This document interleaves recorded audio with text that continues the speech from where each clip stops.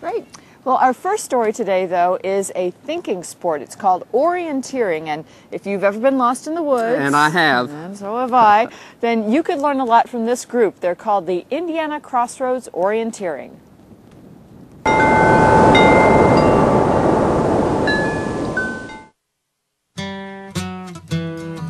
There's something fun about being lost in the woods and being able to find your way back out.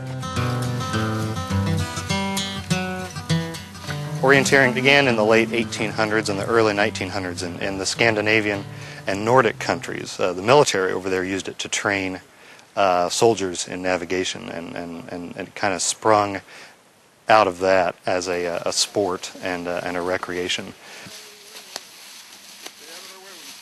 The goal is to just go through the markers in order, using your map, a detailed topographic orienteering map as your primary tool, and then a compass just to keep oriented, and then you choose what you feel is the best course. Well, this is a beautiful day. We're out here at Randsburg, which is a Boy Scout reservation southeast of Bloomington, and it's just a wonderful area for the Scouts and a wonderful area for orienteering.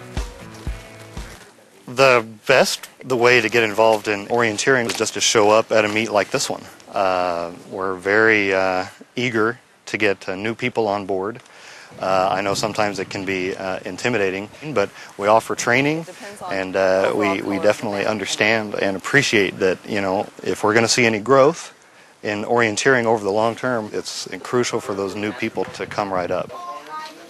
So you're going to spectate on both the red and the blue? I'm one of the active orienteers down here in Bloomington, and I'm associated with the Indianapolis Orienteering Club, so they asked me to present the beginners clinic this morning. You try to give people a sense of what the different symbols on the map mean, what the different colors on the map mean, a little bit of an idea of how you read the contour lines, which are the topographic features, the contours of the land. And then you also try to give them an idea of how to use the compass with regard to the map so that they can have the compass help them in their navigation. Up the hill, okay, pointing up the hill. So that's the kind of stuff you want to be looking for as you're going down the trail. There are different levels of courses. The white course is the easiest course, and the blue course is the hardest one. And we have these flags, these controls are called in orienteering, and when you find what you're looking for, you find one of these. And there's a little clip that you punch.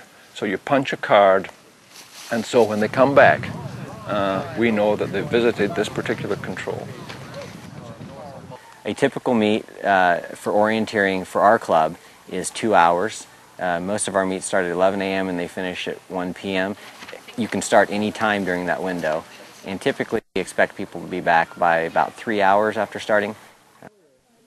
I think the amazing thing about orienteering is that you can do it at all levels. You can go out with the kids and just walk around slowly on the white course, or you can be a serious international competitor on the blue course. I usually practice almost every day, and I'm specialized to orienteering, so I practice in orienteering maybe 3-4 times a week. You meet a lot of people around the world who do this. That's very nice. There's a big variety of people that do orienteering. You see a lot of families come out, a lot of kids. You see people that are older do it because you can walk a course or you can choose to be competitive and run it. It's really up to you. This is one of the several ways that a meet director can use to kind of post the results of the meet. These little stubs are part of the control cards that the participants use to take into the woods with them and actually punch at the controls. We put them up on a string in order of shortest to longest elapsed time, and it gives a nice visual feedback for the participants to go at the end of the meet and kind of see how they did. To me, the best thing about orienteering is that it's fun, it's a game. I like that it's kind of like a scavenger hunt where someone has hidden stuff in the woods and you have to go find it. And I also like the aspect of it that you get better at it the more practice you get.